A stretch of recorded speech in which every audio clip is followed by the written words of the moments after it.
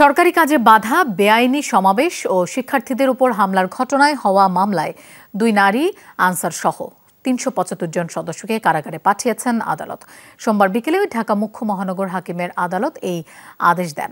মোট 4টি থানার মামলায় 426 জনের নাম উল্লেখ সহ অজ্ঞাতনামা কয়েক হাজার আনসার সদস্যকে আসামি করা হয়।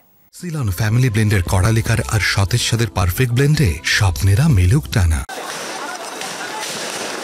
চাকুরি জাতীয়করণের দাবিতে সচিবালয় ঘেরাও ও ছাত্রদের সঙ্গে সংঘর্ষের ঘটনায় সোমবার রাজধানীর শাহবাগ, পল্টন, রমনা ও বিমানবন্দর থানায় বেআইনি সমাবেশ ও সরকারি কাজে বাধা দেওয়ার অভিযোগে মামলা দায়ের করে পুলিশ। এতে 426 জনের নাম উল্লেখ করে অজ্ঞাত আরও কয়েক হাজার আনসার সদস্যকে আসামি করে পুলিশ।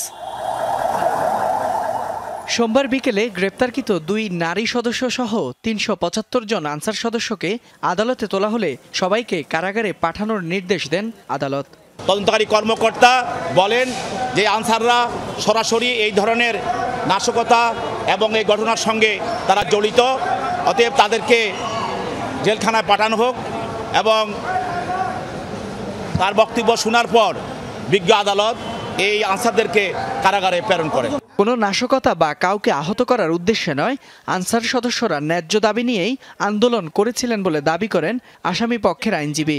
আমরা বিজ্ঞ আদালতের যে সাবমিশন রেখেছি, বিজ্ঞ আদালত আমাদের সাবমিশন অত্যন্ত মনোযোগ ও ধৈর্য সহকারে শুনেছেন, কিন্তু তারপরেও আমরা জামিন চেয়েছি, কোনো আসামিকে জামিন দেয় নাই। জামিন নামঞ্জুর করে সিডব্লিউ বলে তাদেরকে সকলকে জেল হাজতে প্রেরণ করা হয়েছে। এদিকে আনসার সদস্যদের আদালতে নিয়ে আসার খবরে আদালত প্রাঙ্গণে ভিড় করেন তাদের স্বজনরা। ফয়সাল মাহমুদ, যমুনা নিউজ, ঢাকা।